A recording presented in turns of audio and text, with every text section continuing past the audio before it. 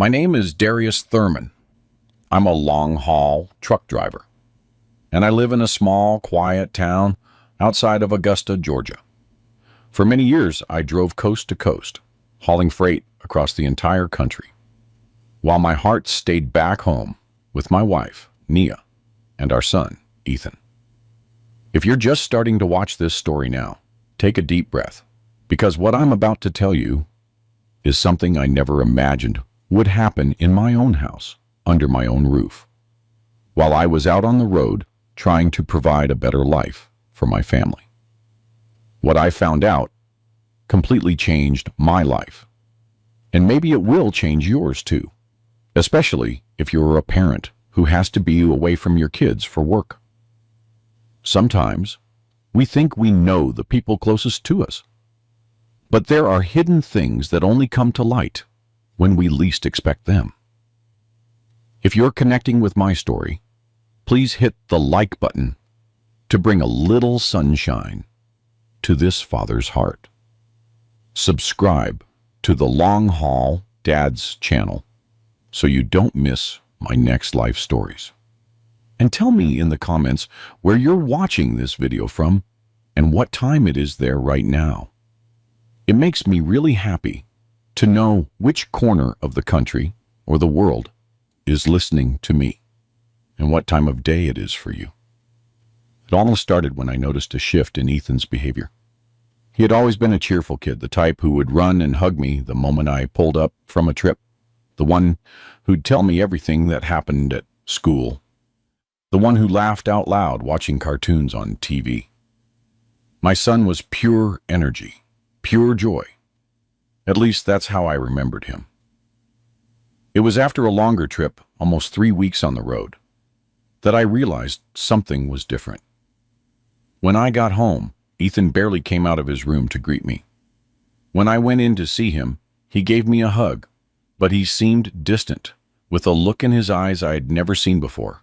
I figured he was just tired. Maybe he was sleepy. "Everything okay, son?" I asked, ruffling his hair like I always did. "Yeah, Dad," he replied quietly, not meeting my eyes. Nia appeared in the doorway. "He's been like that these past few days. A little quiet. It must just be a phase. He's growing up. Come on, dinner's ready." That night, I watched my son during dinner. He ate slowly, his head bowed. I noticed he would glance at his mother sometimes, as if he was afraid of doing something wrong. And the strangest part, he had dark circles under his eyes, like he hadn't slept well in a long time. "How's school going, buddy?" I tried to strike up a conversation. "Fine," he answered without looking up. "And what about your friends? Is your pal Kevin still coming over to play?" That's when I saw Nia staring intently at Ethan, who swallowed hard before answering. After dinner, I went to tuck him in. When we were alone, I sat on the edge of the bed and asked him again if everything was okay. That's when he grabbed my hand and said something that chilled me to the bone. "Dad, don't tell Mom I talked to you." "Talked about what, son?" I asked, my heart racing. But before he could answer, Nia appeared in the doorway. "Time for bed, Ethan. School's early tomorrow." The way my son flinched on the bed when he saw his mother, that wasn't normal. I kissed his forehead and left, but my head was already spinning 1,000 miles an hour. I couldn't sleep that night. Something was very wrong. I could feel it, and I decided to pay closer attention over the next few days before heading back out on the highway. In the days that followed, I observed everything more carefully. I noticed Ethan wasn't the chatty kid I knew. At school, his teacher told me he was quieter, less involved in activities. At home, he spent most of his time alone in his room, drawing or reading. Whenever I asked if everything was all right, he always said yes. But his eyes told a different story. One afternoon, while Nia was at the grocery store, I sat with him in the living room and tried to talk. At first, he resisted, but little by little, He started to open up a bit. "Buddy, you can tell me anything. You know Dad will always protect you." He was silent for a moment, wringing his hands nervously. Then in a voice barely above a whisper, he said, "I don't like it when you travel, Dad." "Why, son? Doesn't Mom take good care of you?" "No." He didn't elaborate. He just lowered his head. I pushed a little more. "Ethan, did something happen when Dad was away?" That's when he started to cry softly. I pulled him close for a hug and felt his small body trembling. Between sobs, he whispered, "Dad, please, don't tell Mom." I cried. That broke me inside. What kind of fear was this? Why would my son be so guarded around his own mother? "Ethan, did Mom do something to you? Can you tell me, son?" Just then, we heard the key turn in the front door lock. Ethan immediately pulled away from me, wiped his tears with his hands, and completely changed his demeanor. It was as if he'd put on a mask. "I'm home," Nia announced, walking in with the shopping bags. Seeing us in the living room, she smiled. But I sensed something unsettling about that smile. "What are you two up to?" "Just talking," I replied, trying to sound natural. "Right, son?" Ethan nodded without saying a word and asked to go to the bathroom.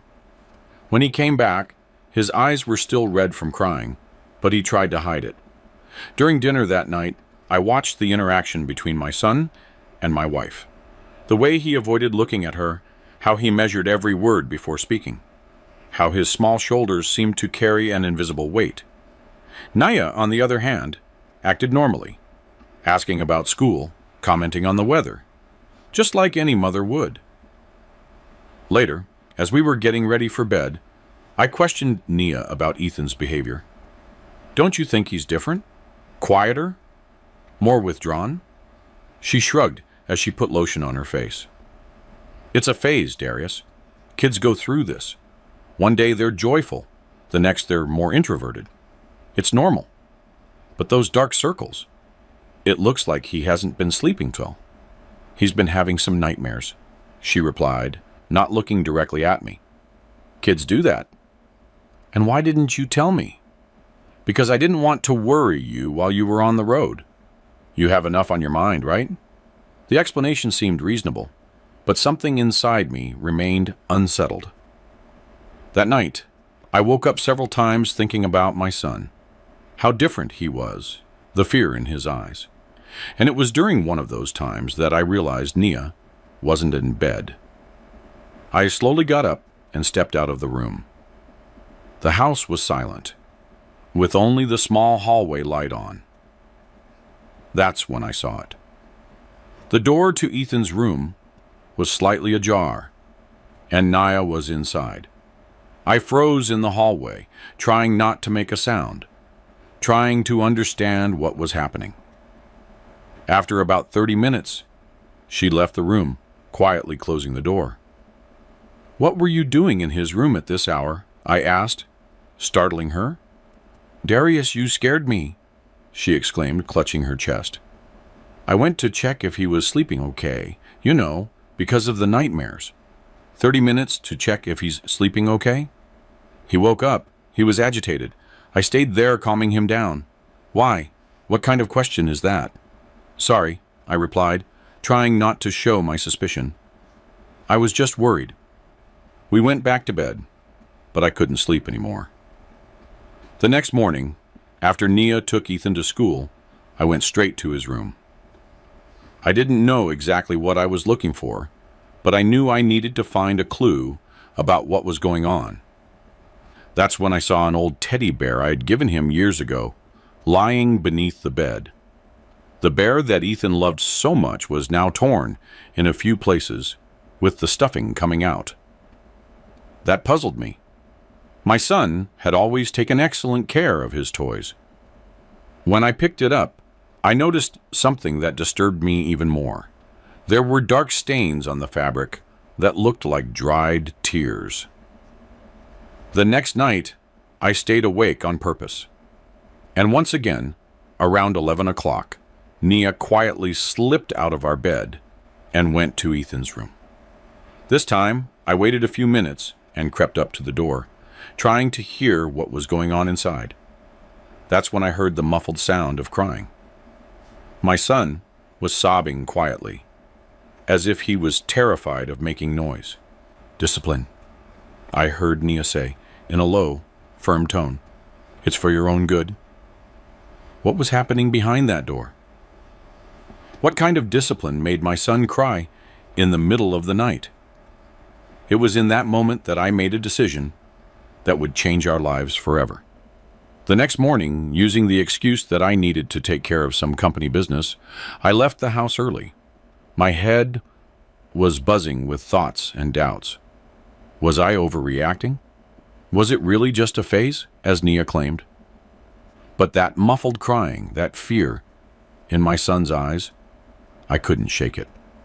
I drove to a store downtown and walked into an electronics shop. A young man served me, and I explained that I needed a small, discreet camera that was easy to install and that I could access from my cell phone. "Is this for home security, sir?" the clerk asked. "Yes," I replied, feeling a knot in my throat. "For my son's security." I left the store with a micro camera that could be easily hidden. The clerk explained how to install it and how to access it through the app on my phone. I never thought I'd reach the point of installing a hidden camera in my own house to monitor my own wife, but my son's well-being was more important than anything else. When I got back home, Nia was in the kitchen fixing lunch.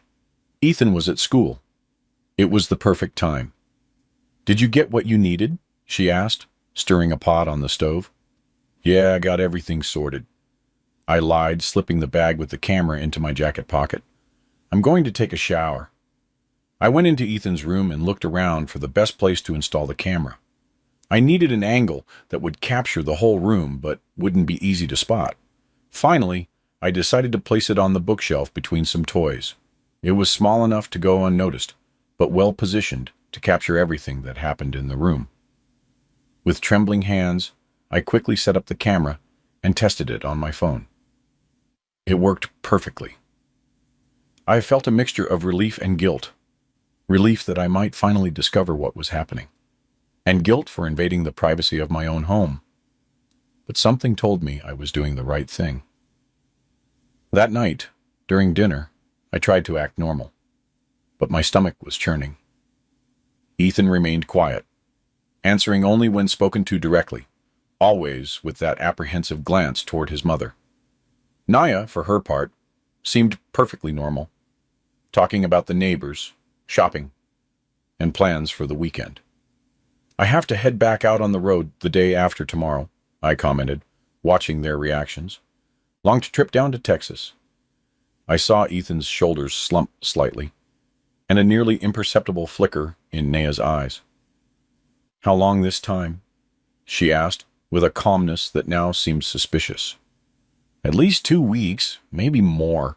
Ethan dropped his head further, picking at his food with his fork. Nia smiled faintly. "We'll miss you, won't we, Ethan?" He nodded without saying anything. After dinner, I went to put him to bed. When we were alone, he tightly grabbed my hand. "Dad, do you really have to travel?" The desperation in his voice broke my heart. "Yes, son, I need to work. But look, it will go by fast. And I'll be back soon, okay?" He didn't answer. He just hugged me tightly, as if he never wanted to let go. In that moment, I was certain I had done the right thing by installing the camera. The next day, I spent as much time as possible with Ethan. I took him out for ice cream after school. We played catch in the yard. We watched his favorite cartoon on TV. I wanted him to know I was there for him, that he could trust me. That night, before he fell asleep, I sat on the edge of the bed and tried one more time to get him to talk. "Ethan, you know you can tell me anything, right? Even if someone tells you not to." He quickly looked towards the door, as if checking if we were really alone. "I know, Dad," he whispered. "Is there something happening that you want to tell me? Something that makes you sad or scared?" His eyes welled up with tears, but he held them back. "I can't, Dad." "Why not, son? Why?" He started, but his voice failed. Just then, we heard footsteps in the hall. It was Nia approaching. "It's bedtime for you too," she said, standing in the doorway. "You need your rest for your trip tomorrow, Darius." I gave Ethan one last hug and whispered in his ear, "I love you, son. I will always protect you." When I left the room, Nia followed me back to our bed. We lay down, and after a while, I pretended to be asleep. About an hour later, when she thought I was deeply sleeping, she quietly got up and left the room. I quickly reached for my cell phone and opened the camera app. My heart was pounding so hard, I thought it would beat right out of my chest. On the screen, I saw Nia entering Ethan's room. She gently closed the door behind her.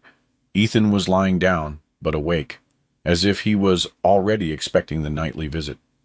I saw him shrink under the covers, pulling the blanket up to his chin. "Mom, please," he whispered. "I was good today." "You know that doesn't matter, right?" Nia replied in a voice I'd never heard from her before, cold, distant. "This is for your education." That's when I saw something that froze my blood. Nia pulled a roll end of masking tape from the pocket of her robe. In that moment, I felt my entire body go cold. On the small phone screen, I watched my wife, my son's mother, move towards the bed with the tape in her hand. Ethan shrank even further, his little eyes wide with fear. "Please, Mom," he pleaded softly. "I promise I'll be better." "Shh," she hushed, putting a finger to her lips. "The neighbors can't hear, remember? And neither can Dad." With a quick motion, she tore off a piece of tape and, without any hesitation, stuck it over my son's mouth. My Ethan, my 8-year-old boy, having his voice silenced in such a cruel way. My hands were shaking so badly, I almost dropped the phone. "That's better," Nia said in a low tone. "Now, we won't bother anyone with crying, right?" Then, she pulled a hard-soled slipper out of her other robe pocket. Ethan, still with his mouth covered, tried to plead with his eyes. Silent tears began to roll down his little face. "This is for your own good," she continued with that icy voice I wouldn't have recognized as belonging to the woman I married. "One day, you'll thank me for teaching you discipline." What happened next was one of the hardest things I've ever had to witness in my entire life. Nia started hitting my son with the slipper. These weren't light taps or disciplinary spanks like some parents give. They were hard, repeated blows, all while she whispered for him to learn his lesson.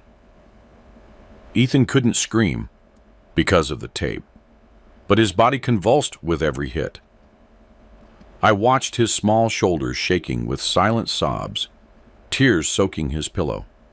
And worst of all, I saw a mixture of pain and resignation in his eyes, as if this was a known routine. I wanted to rush out of my room, burst into his, and make it stop immediately. But a part of me knew I needed concrete proof of what was happening. I needed to document that cruelty to ensure Ethan would never go through this again. So, with a shattered heart, I continued to record. "This is for talking too much with your father today," I heard Nia say between the blows. "You know you can't tell him our business." Finally, after what felt like an eternity, she stopped. Ethan was huddled in the bed, his little body trembling with mute sobs. "Remember our deal?" Nia said, leaning over him. "If you tell your father anything, I'll know, and it will be much worse." Then she ripped the tape off his mouth, making him wince in pain. Now dry your face and go to sleep. And I don't want to hear a sound. Understand? Ethan nodded, terrified. Naya smoothed the blanket over him, as if nothing had happened, as if that gesture could erase the violence from moments before. "Good night, son," she said, then left the room, gently closing the door. In the darkness of my room, with the phone still in my hand and the images of what I had just witnessed searing into my memory, I cried silently. How hadn't I seen it before? How could I have left my son vulnerable for so long? The trips, the long absences. How long had this been going on? Minutes later, Nia returned to our bed. I feigned sleep, but every fiber of my being wanted to confront her, to scream, to ask how she was capable of doing that to our child. But I knew I needed to be strategic. Ethan was in danger, and I needed to act cautiously to protect him properly. I spent the whole night awake, checking the camera periodically. I watched as Ethan, after his mother left, cried silently, clutching the broken teddy bear. I watched as he finally fell asleep, exhausted, and I promised myself that I would do everything I could to get my son out of that situation. The next morning, I got up before Naya and made breakfast for Ethan. When he appeared in the kitchen with the same deep dark circles and a defeated expression, my heart sank. I tried to act normally, but all I could think about were the images from the night before. "Did you sleep well, son?" I asked, trying not to show what I was feeling. "Yes, Dad," he replied automatically, not looking me in the eye. "Ethan?" I called, crouching down to his level. "Look at me." He slowly raised his eyes, and I could see all the fear and pain contained there. "I love you very much," I said, holding his small hands. "And I'm going to do everything to protect you. Do you believe me?" For a brief moment, I saw a flicker of hope in his eyes, but it was quickly replaced by fear when we heard Naya approaching. "Good morning," she said, entering the kitchen as if nothing had happened. "Already having breakfast? That's great." I watched as she poured coffee and spread butter on toast, acting like the loving mother I always thought she was. The same person who, hours earlier, had tortured our son in the silence of the night. "What time are you leaving today?" she asked casually. "After lunch," I replied, trying to keep my voice steady. "I want to take advantage of the daylight on the highway." "Very good," she smiled. "Don't worry about a thing. We'll be fine. Won't we, Ethan?" My son just nodded without saying anything. After breakfast, while Nia took Ethan to school, I rushed to make a copy of the video from the night before. I needed to ensure that evidence was safe. I transferred the files to a flash drive and also uploaded them to cloud storage. I couldn't risk losing that terrible but crucial evidence. When I got back on the road that afternoon, it was far from a normal work trip. Every mile that took me away from home was agony, knowing my son would be alone with his abuser. But now, I had a plan, and the camera would remain vigilant, recording everything, so I could act with the full force of the law. That night, I parked the truck at a rest stop and, with a heavy heart, accessed the camera app. Just as I suspected, the scene from the night before was repeating itself. Naya entered the room, closed the door, and the ritual of abuse began again. "Cry quietly," I heard her say, as she applied the tape to my son's mouth. "Your father can never know this." That's when I made a decision that would change our lives forever. I couldn't wait until I returned from the trip. My son would not spend another night in that house. With trembling hands and tears in my eyes, I called my brother-in-law, Nia's brother. Kevin Ellington was always a stand-up man, always loved Ethan dearly, and even though he was her brother, I trusted him. "Darius, everything okay?" You don't usually call this late, he answered, sounding concerned. Kevin, I need your help, I said, trying to control my voice. It's an emergency. It's about Ethan. What happened? Is he sick? No. It's worse. I need you to go to my house right now and get Ethan out of there. Invent any excuse. Say you need to take him to your place for some reason. Anything. Just get my son away from Nia, please. Darius, you're scaring me. What is going on? Kevin, I don't have time to explain everything right now. I'm on the highway, almost 8 hours from home. Can I trust you? There was a moment of silence on the other end of the line. Then, in a serious voice, he replied, Yes, you can trust me. I'll go get Ethan right now. Thank you, I sighed, feeling a slight sense of relief.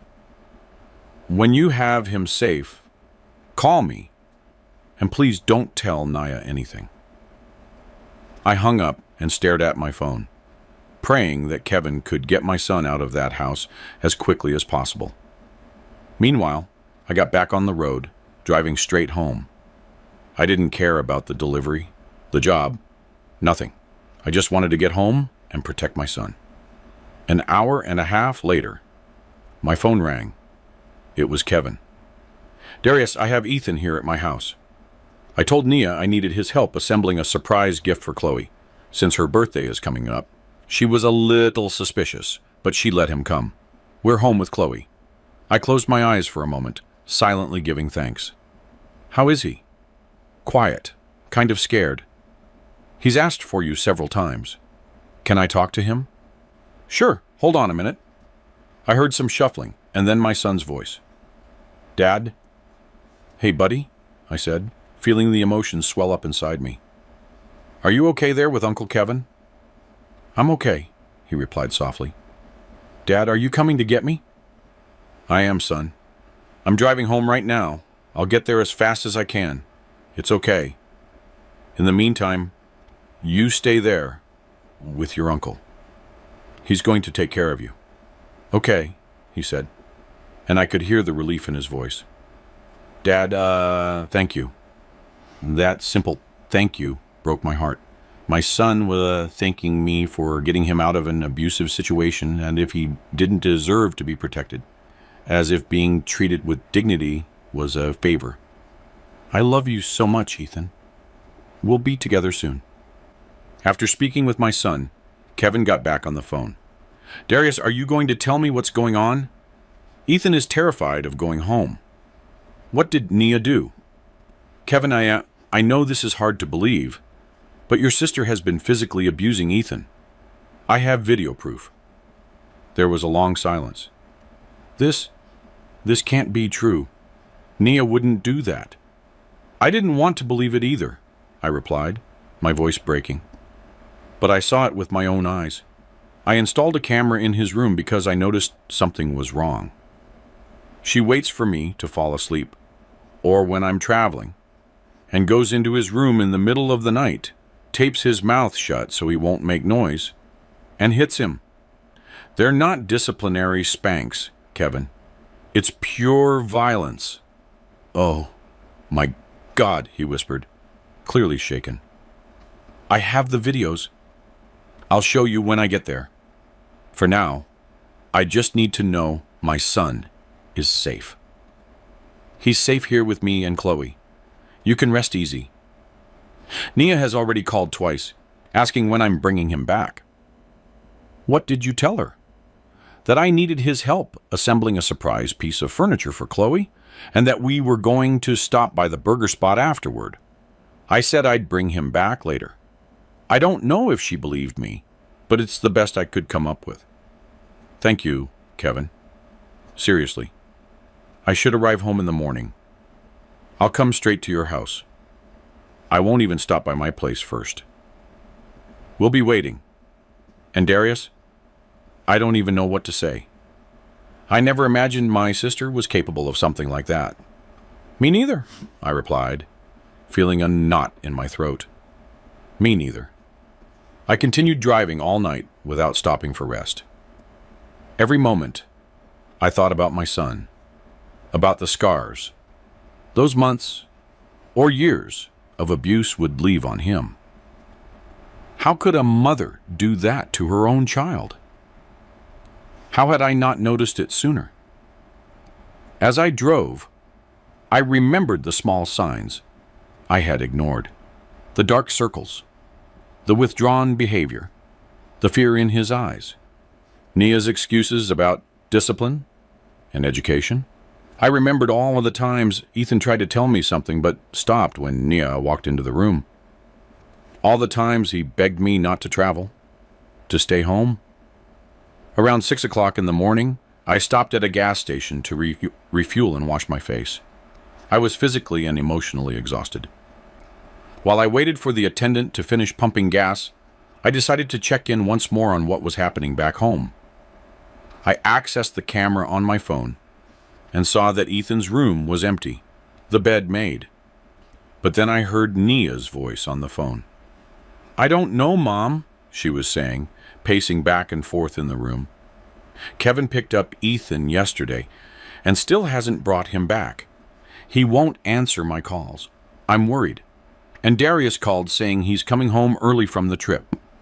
There was a pause as she listened to her mother's response. "I don't know if he suspects anything. He's been acting strange these last few days, watching things closely, asking a lot of questions about Ethan." Another pause. "Of course, I didn't tell him anything. Ethan knows not to talk. He's too scared to tell anyone." I felt my blood boil. She was talking about torturing our son, as if it were something normal, like it was a secret that simply shouldn't be shared with me. "I have to hang up now. Mom, I'm going to call Kevin again." As soon as she left the room, I closed the app and got back in the truck. I needed to get home as soon as possible. When I finally arrived in town, it was past 9 in the morning. I went straight to Kevin's house, as we had agreed. He answered the door with a serious expression. "He's still asleep," Kevin said quietly. He only managed to drift off around 5 in the morning. He seemed afraid to close his eyes. "Can I see him?" Kevin led me to the guest room, where Ethan was sleeping, curled up in the blankets, with a peaceful expression I hadn't seen in a long time. I sat on the edge of the bed and gently ran my hand through his hair. He stirred a little, but didn't wake up. "Darius," Kevin called from the hall, "we need to talk now." I left the room, leaving the door ajar so I could hear if Ethan woke up. In the living room, Kevin and Chloe were waiting for me, their expressions worried. "I took his shirt off to give him a bath last night," Chloe said, her eyes teary. "He has marks on his back, Darius. Old marks, new marks, like someone hits him regularly." "I know," I finished, feeling the tears return to my eyes. "I know, I saw it. You said you have videos," Kevin reminded me. I took out my phone and showed them the recordings from the last 2 nights. Chloe had to leave the room, crying. Kevin watched in silence, his face pale, his hands trembling. "Oh my God, Darius," he said when the videos finished. This is monstrous. I can't believe my own sister." "Me neither," I replied, putting away the phone. "But we need to act fast. Nia is already suspicious. She's called you several times. I need to take Ethan somewhere safe and go to the police." Just then, we heard a small voice coming from the hallway. "Dad?" Ethan was standing there, rubbing his sleepy eyes. When he saw me, he ran to me and threw himself into my arms, sobbing. I hugged him tightly, promising myself that I would never let anyone hurt my son again. "It's all right now, son," I whispered in his ear. "Dad's here. No one will hurt you anymore." He clung to me as if his life depended on it, and in a way, it really did. I sat on the sofa with Ethan in my lap, his face buried in my chest, his small hands clutching my shirt as if he feared I might disappear at any moment. Kevin and Chloe gave us space, going into the kitchen to make coffee.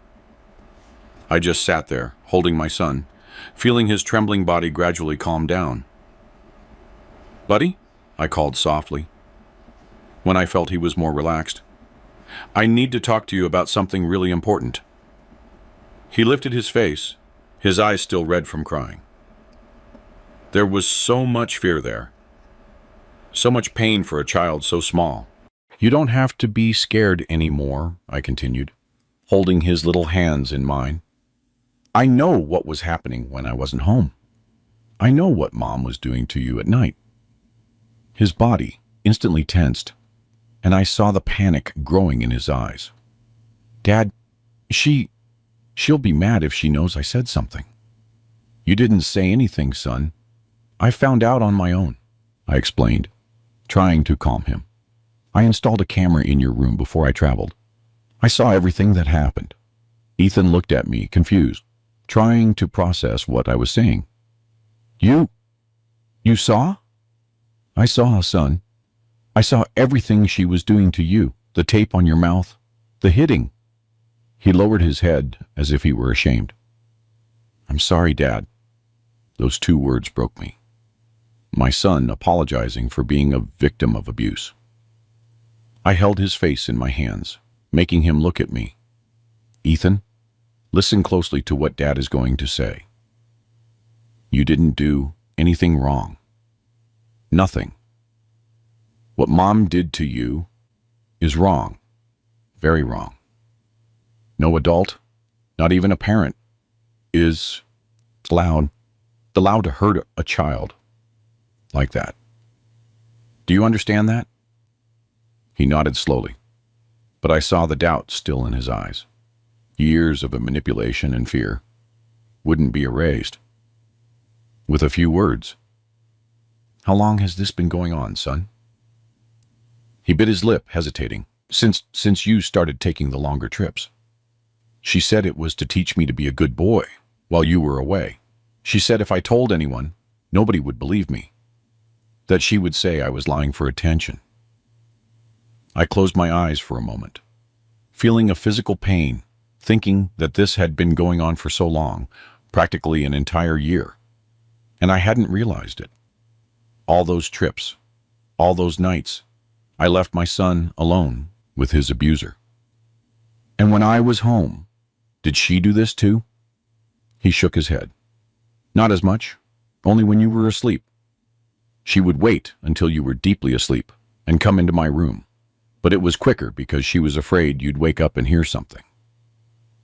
I remembered all of the times I woke up and found her returning to bed, claiming she'd gone to the bathroom or gotten water. All the mornings I found Ethan looking defeated, with dark circles and no energy. How could I have been so blind? When she hit you, why did she say she was doing it? Ethan shrugged. Sometimes it was because I talked to you too much, or because I left my school bag in the wrong place, or because I didn't eat all my dinner. He paused, swallowing. But most of the time, she said she didn't need a reason, that it was so I could learn to be strong. A tear escaped my eye, and I quickly wiped it away. I needed to be strong for him now. Ethan, look at me, I asked, waiting for his eyes to meet mine. As of today, this is over. You will never go through this again. Never, I promise you. And Mom, she's going to be really mad when she knows you know. Don't you worry about her. You won't be alone with her ever again. Just then, Kevin returned to the living room, bringing a tray with hot cocoa and cookies. Chloe came behind him, her eyes still red from crying. Look, Ethan, Kevin said, forcing a smile. Aunt Chloe made hot cocoa for you. Ethan looked at the tray, then at me, as if asking for permission. Go ahead, son, you must be hungry. He climbed off my lap and went to sit at the table where Chloe helped him pour the cocoa into a colorful mug. While he ate, Kevin gestured for me to follow him out to the backyard. So, Darius, what are you going to do now? I'm going to the precinct, I said, determined. I'm going to show the videos, file a report, and ask for a restraining order for Ethan. I'm going to do everything necessary to keep my son safe. You know this is going to destroy your family, right? That Naya could go to jail? I looked at him seriously. Kevin, I know she's your sister, but what she did, what she's been doing for months, that already destroyed our family. A mother who tortures her own child doesn't deserve that title. And yes, if the justice system decides she should go to jail, so be it. He nodded slowly. You're right. It's just hard to accept that your own sister is capable of something like that. But Ethan comes first. He's just a kid. Exactly, I agreed. And I failed him once. I won't fail him again. What can I do to help? You're already helping Kevin by giving us shelter, by protecting my son when I couldn't. I just need you and Chloe to stay with Ethan while I go to the precinct. I don't want him to go through this right now. Of course, no problem. He can stay here as long as necessary. We went back inside and found Ethan more cheerful, talking quietly with Chloe while she served him more cookies. It was the first time in a long time that I'd seen him like this, almost relaxed, almost like the boy he should be. Buddy, I called, kneeling beside him. Dad needs to go out for a few hours to take care of some important things. You'll stay here with Uncle Kevin and Aunt Chloe, okay? The panic immediately returned to his eyes. You'll come back, right, Dad? Promise? Of course. I'm coming back, son. I promise. I'm just going to sort some things out to make sure you're safe. Mom is going to come and get me, isn't she? No, I replied firmly. She's not coming here. Are you sure? Understood? He nodded, but still looked insecure. Chloe, sensing his fear, suggested, Ethan, how about we watch that superhero movie you love so much while your dad takes care of things? The suggestion seemed to cheer him up a little. I gave him one last hug before leaving, promising him again that I'd be back soon. On the way to the precinct, my phone wouldn't stop ringing. It was Nia. I ignored the first few calls, but on the fifth try, I decided to answer. I needed to buy time. Hello, I answered dryly. Darius, she exclaimed, sounding relieved. Thank God. I've been trying to call you for hours. Kevin took Ethan last night and still hasn't brought him back. He won't answer my calls. I'm worried. The hypocrisy of those words infuriated me. Her, worried about the son she methodically abused. He's fine, I replied, trying to control the rage in my voice. He's still with Kevin. Why didn't you tell me you were coming back early, and why haven't you come home? Where are you? I'm taking care of some business, I evaded. I'll be home later. Darius, what is going on? You're acting strange. We'll talk when I get there, I replied, and hung up before she could ask any more questions. At the sheriff's office, I was met by a detective who listened to my account with attention and seriousness. When I showed the videos, she shook her head, visibly disturbed. Mr. Thurman, this is a serious case of domestic violence against a minor, she explained. We are going to take all the necessary measures. First, we will file a detailed report and request an emergency protective order to keep your wife away from the child. And what about the custody of my son? You can immediately file for temporary custody while the process moves forward. With this evidence, it is very likely the judge will grant the petition. I spent the next few hours giving a statement, filling out forms, and sending the videos to the police system. The detective called the Department of Children and Family Services, which sent a representative to monitor the case. Everything seemed to be happening in slow motion and fast forward at the same time. When I finally left the precinct, it was late afternoon. I had a police report and a protocol for the protective order petition in hand. The detective assured me that an officer would go to my house that very day to notify Nia about the order, which prohibited her from approaching Ethan or contacting him in any way. As I drove back to Kevin's house, I received a call from an unknown number. It was the court officer informing me that he had just served Nia with the protective order notification. She didn't react well, he commented. She became agitated, saying it was all lies, that you were making things up to take her son away. That was to be expected, I replied, tired. Do you have a safe place to stay with the minor, because she won't be able to remain in the same residence as him? Yes, we're at my brother-in-law's house for now. I plan to rent a place of my own in the coming days. Excellent. Any problems? Contact the precinct immediately. When I arrived at Kevin's house, I found Ethan calmer, watching TV with Chloe. When he saw me, he ran to hug me.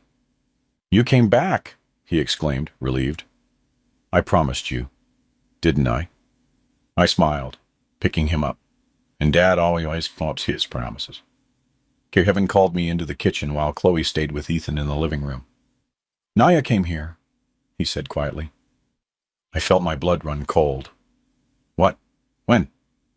About an hour ago. She was furious, saying you'd made up lies about her, that you wanted to keep her away from her son. She said she had just received a protective order and knew we were here.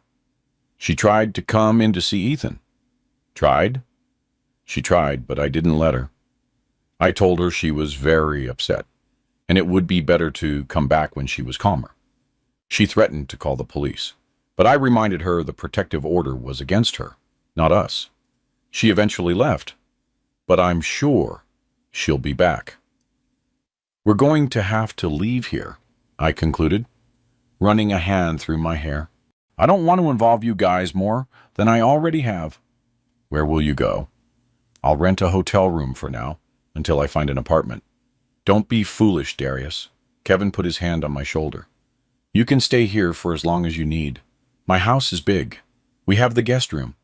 Ethan is already feeling comfortable here. I don't want to cause trouble for you and Chloe. Nia is your sister. This is very complicated. She is my sister, yes, but what she did is unforgivable. Ethan is just a child. He didn't deserve to go through this. You're staying here until you get settled again. End of story. I felt a wave of gratitude for that man who, despite being the brother of the person who had caused so much harm, chose to side with what was right, with justice, and the protection of an innocent child. That night, when I tucked Ethan into the guest room, he asked me to stay until he fell asleep. I lay down beside him, and we remained in silence for a few minutes. Dad, he called quietly. Mom won't hurt me anymore, right? No, son, never again, I promised, holding his little hand. Dad is going to protect you, always. She got really mad because you found out. I think so, but that doesn't matter anymore. What matters is that you're safe now. He was silent for a few more moments. Then he whispered, You know, Dad, I prayed every night for you to find out. I was so scared to tell you. I felt tears return to my eyes. I'm so sorry I didn't find out sooner, son. I'm so sorry. It wasn't your fault, Dad, he said, with a wisdom beyond his years. Mom said it was our secret, that everyone would think I was lying, that even you would think I was making things up. I would never think that, Ethan. Never. You can always tell me everything. I will always believe you. He smiled faintly, the first genuine smile I'd seen on his face in a long time. Soon after, he fell asleep, holding my hand. I stayed there, watching my son sleep in peace, perhaps for the first time in many weeks, and I swore I would do everything to rebuild our lives and give him back the childhood he deserved. The next day I received a call from my lawyer, who I had hired to handle the custody case. He had news. Mr. Thurman, the judge has granted your petition for temporary custody. You have exclusive custody of Ethan until the case is adjudicated. Your wife will be entitled to supervised visitation if you agree, but only in a neutral location, and with an appointed professional from the court. I felt an enormous weight lift from my shoulders. It was only the beginning of a long legal battle. I knew that, but it was a start, an important step in ensuring my son's safety. When I hung up the phone, I saw Ethan watching me from the kitchen doorway, his eyes full of hope and fear at the same time. "Dad, are we going to be okay?" I opened my arms and he ran to me. I hugged him with all the strength of my love, knowing we had a long road ahead, but determined to make everything work out. "Yes, son, I promise you, we are going to be okay." The weeks that followed were weeks of adjustment and healing. We rented a small apartment close to Kevin and Chloe's house, which continued to be our safe haven. I had to make difficult decisions about my job. The long-haul trucking trips were incompatible with the new reality of being a single father. I spoke with my boss and managed to arrange a deal. I started making only regional deliveries that allowed me to be home every night. Ethan began therapy 3 times a week. Dr. Ramirez, the psychologist, specialized in childhood trauma and had a lot of experience with child victims of domestic violence. At first, my son was reluctant to talk, but slowly he began to open up, expressing his fears and pain in ways his small mind could process. One afternoon, after a particularly intense session, Dr. Ramirez asked to speak with me alone. "Mr. Thurman, Ethan is making progress, but the trauma is deep," she explained seriously. "He lived for approximately a year under constant terror, always dreading the moment his mother would enter the room to hurt him. Will he overcome this someday?" I asked, anxious. "Children are surprisingly resilient when they have adequate support," she smiled faintly. "The fact that you acted quickly when you discovered the abuse was crucial. Many children are victimized for years because the adults around them don't believe them or choose not to see." "I should have noticed it sooner," I said, feeling the weight of the guilt I still carried. "Abusers are very skilled at hiding their actions, Mr. Thurman. And from what Ethan told me, his mother constantly threatened him to ensure his silence. She chose moments when you weren't around, or when she believed you wouldn't notice. This is typical of abusers." I thought of all the trips, all the nights I spent away from home, leaving my son vulnerable. "I'm going to change my job permanently. No more long-haul trips." "That's an important decision," she nodded. "The constant presence of a protective adult is fundamental to Ethan's recovery. He needs to feel safe, to know he can trust you to be there." "I'll always be there," I promised. And regarding supervised visits, the judge granted Nia that right, and I don't know how Ethan will react to seeing his mother. Dr. Ramirez sighed. "That's a delicate matter. Legally, she has that right, unless it's proven and that the visits would be detrimental to Ethan's mental health. Based on what I've seen, I can prepare a report for the court recommending that the visits be temporarily suspended, at least until Ethan is more emotionally stable." "That would help a lot," I replied, relieved.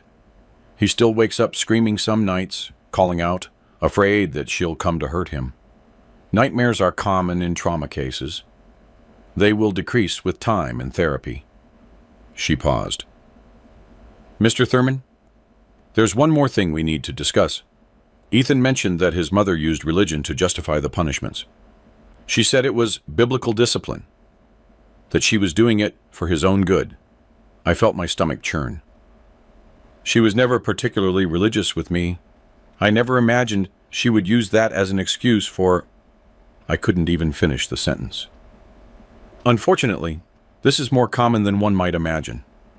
Some people twist religious concepts to justify violence against children. This also explains part of the moral confusion Ethan feels. He was led to believe he deserved the suffering, that it was for his benefit. I left that session with a heavy heart, but also with more clarity on how to help my son. On the way home, we stopped at the ice cream parlor, a small ritual we had established after therapy sessions. It was our way of turning a potentially difficult day into one that ended on a positive note. How was the conversation with Dr. Ramirez today, son? I asked as he licked his chocolate ice cream. It was good, he replied, more openly than he usually was. She taught me how to breathe in a special way when I start to feel scared. And does it work? He shrugged. Sometimes, when it's not a really big scare. And when it is a really big scare, what do you do? I think about you, Dad, he said simply. I think that now you're going to protect me. Those simple words made my eyes well up. I put my arm around his shoulders and pulled him close. Always, son, always. That night, while Ethan slept, Kevin came over for a visit. He seemed tense, worried. What's wrong, I asked, offering him a coffee. Naya is trying to build a case against you, he said directly. She went to our mom's house today, and I was there. She said she's going to prove you're an absent father, that you always left Ethan's upbringing in her hands while you traveled, and that you're now using false accusations to take her son away. False accusations? I repeated, incredulous. I have videos, Kevin. Videos of her torturing our son. I know, he tried to calm me. I'm just telling you what she's planning. She says she's going to find witnesses, neighbors, relatives, people from Ethan's school, who will say she was always a good, dedicated, loving mother. And what those people say matters more than the concrete evidence of what she was doing when no one was looking, I argued, frustrated. Darius, you know how complicated the justice system can be, especially when it comes to custody disputes, Kevin sighed. She's leveraging the fact that you spent a lot of time away from home for work. I ran a tired hand over my face. That's why I already changed my work routine. I'm only doing local deliveries now. That's good, Kevin nodded. It will help show the judge you are committed to Ethan's well-being. But I shouldn't have to prove that, I argued. I'm not the one who was hitting my son every night, taping his mouth shut so no one would hear his screams. Kevin sighed Sora deeply. I know it's outrageous, but she is the mother. Unfortunately, in many cases, the system tends to favor mothers, even when there's evidence of abuse.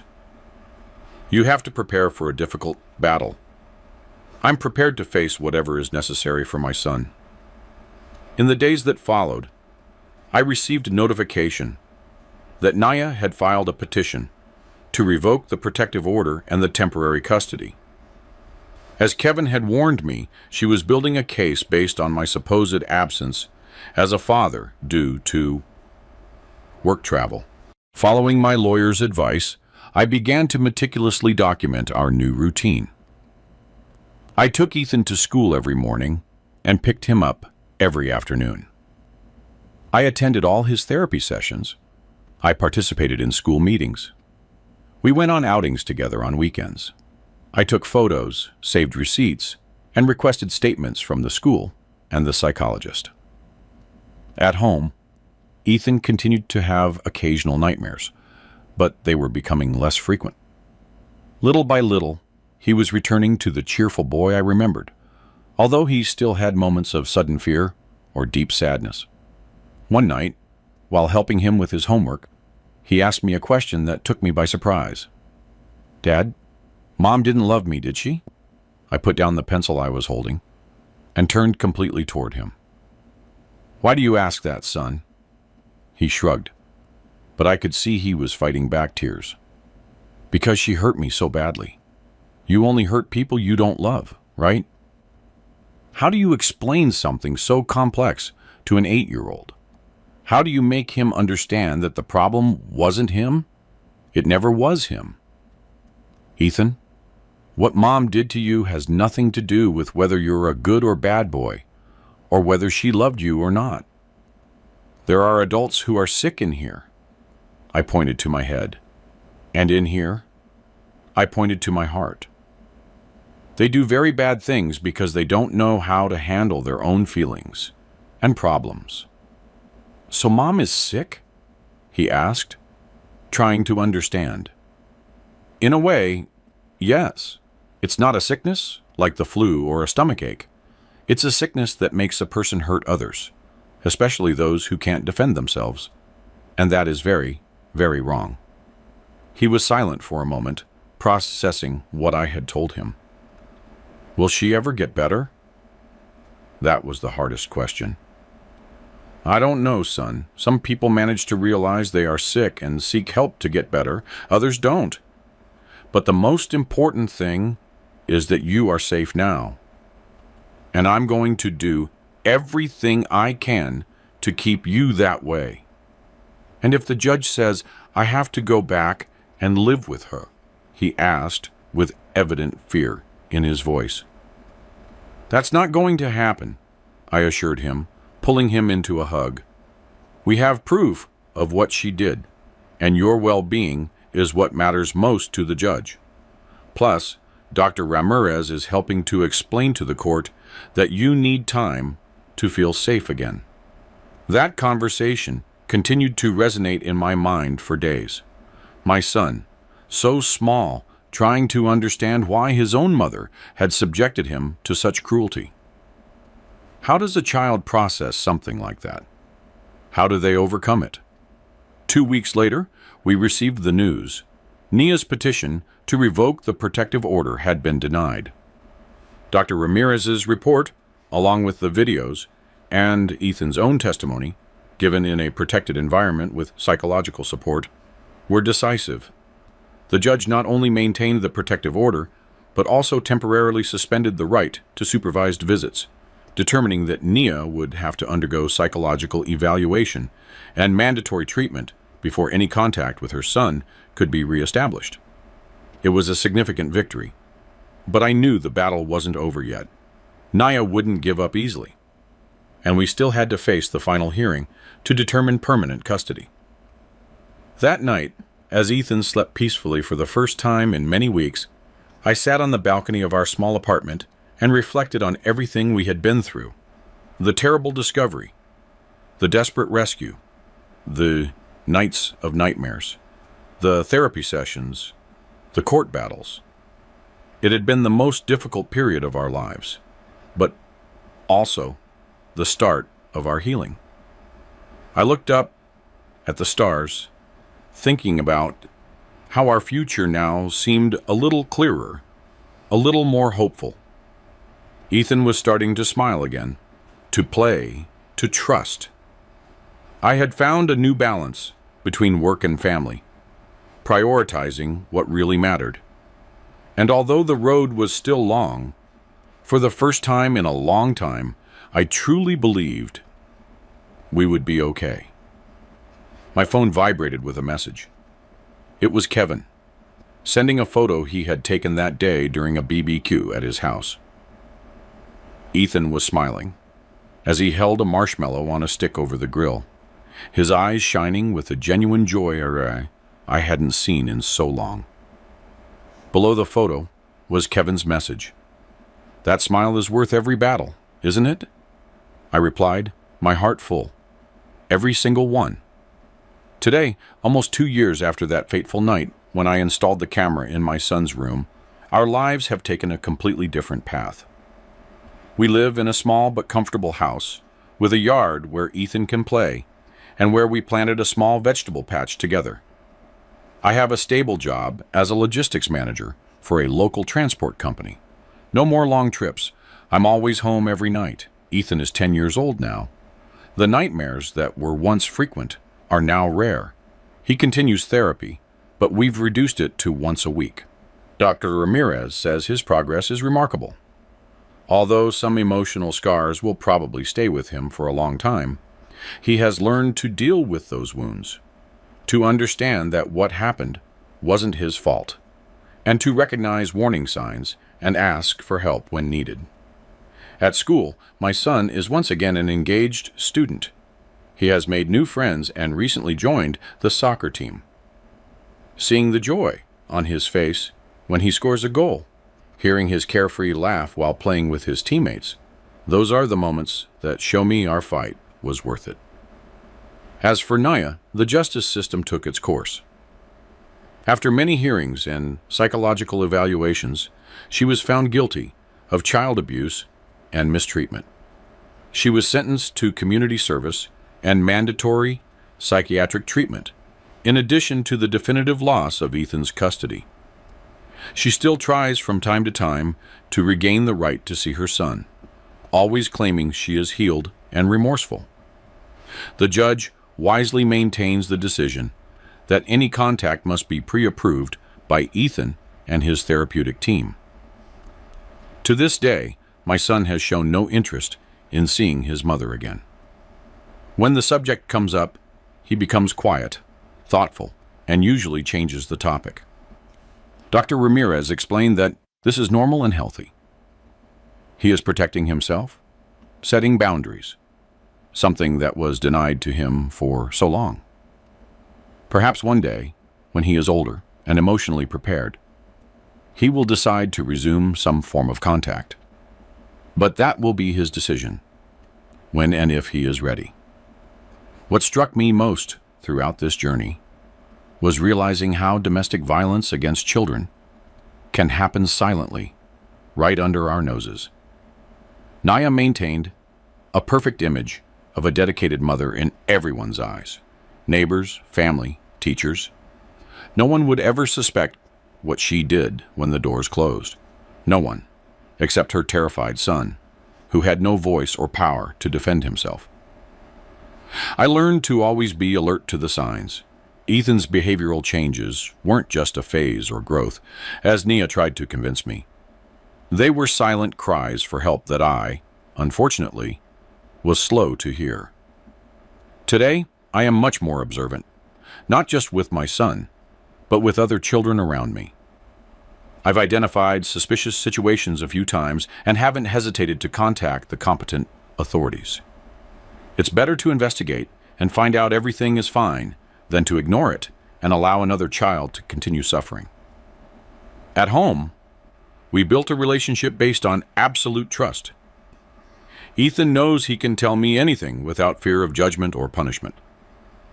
We have our rules and boundaries, of course, but they are always discussed with respect and affection. Discipline is taught through conversations, logical consequences, and example, never, ever through physical or psychological violence.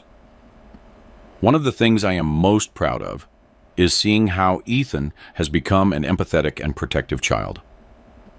At school, he often defends classmates who are being bullied or who seem vulnerable. "Everyone deserves to feel safe, Dad," he told me once, with wisdom beyond his years.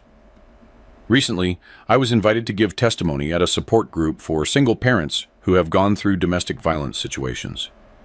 I shared our story, highlighting the importance of being alert to the signs, of believing children when they try to communicate that something is wrong, and of acting quickly when there is suspicion of abuse. After my talk, a woman approached me, crying. She had just discovered that her ex-husband was abusing their son during weekend visits. I installed cameras after noticing strange behavior in the child, just like you did. Your testimony gave me the courage to move forward with the process, she said, squeezing my hand. Knowing that it's possible to rebuild your life, that children can recover, that gave me hope. And that is what I carry with me every day. Hope. Hope that Ethan continues his path of healing, that he grows up strong and confident, despite the adversities he faced so early in life. Hope that our story can help other families identify and interrupt cycles of violence. Hope that as a society, we can better protect our children. That camera I installed in my son's room not only documented the horror he was living through, it saved his life. It allowed me to see the dark truth hidden in my own home and gave me the necessary tools to protect him. It was a desperate gesture that turned into salvation. Today, when I see Ethan playing carelessly in the yard, running after the ball with our dog, a mixed breed we adopted last year, I see a child who is finally living the childhood he deserves. The eyes that once carried so much fear now shine with joy and curiosity. The deep dark circles have given way to rosy cheeks. The scared silence has transformed into laughter and animated conversations about his school days, his friends, his dreams. Sometimes when we're watching TV together or reading a bedtime story, he snuggles into my arms in a way that reminds me how far we've come. In those moments, I silently give thanks for having followed my instincts that night, for not having ignored the signs, for having the courage to face the truth, no matter how painful. The journey wasn't easy. There were days of despair, doubt, and guilt. There were nights when I wondered if we were making progress, if we would ever completely overcome the trauma. But every small step forward, a genuine smile, a night without nightmares, a spontaneous hug, showed me we were on the right path. To the parents watching me, I leave you with a piece of advice born from pain and experience. Trust your instincts. If something seems wrong with your child, it probably is. Children change their behavior for various reasons, but drastic changes, especially those involving fear, withdrawal, and physical signs, like dark circles or bruises, should never be ignored. Talk to your children, be present, observe, listen not only to what they say, but also to what they don't say, what they express through behavior, drawings, and games. And remember, violence against children has no justification. It is not discipline. It is not education. It is not for their own good. It is pure and simple abuse. And as a society, we have a duty to protect the most vulnerable, to give a voice to those who often cannot or fail to speak for themselves. Our story had a happy ending. Despite all the adversities, Ethan is safe, he is healing, and he is growing up surrounded by love and respect. Not all stories end this way. Some children spend years, decades, an entire lifetime suffering abuse because no one intervenes, no one notices, no one believes. Don't let that happen. Be vigilant. Be the voice, be the protection that every child deserves. If this story touched your heart, give a like so that this dad can feel happy. Subscribe to the Long Haul Dad's channel right now so you don't miss the next stories I will tell with all my heart. And tell me in the comments where you're watching this video from and what time it is there right now. If you know of a similar case to ours, or if you've had to make a difficult decision to protect a child, share your experience. It makes this dad very happy to know which city you're watching from and at what time of day you're keeping me company, and also to be able to exchange experiences that can help other families. A big hug the size of my heart. D, did you like my story? And which city are you listening from? Let's meet in the comments. If you liked the story, you can support me by sending a super thanks so I can keep bringing more stories like this. Thank you so much for your sweet support. I'm looking forward to your comments on the story. On the screen, you can see 2 new life stories that I highly recommend. There's so much more on my channel. Don't forget to subscribe. See you in the next life story. With love and respect.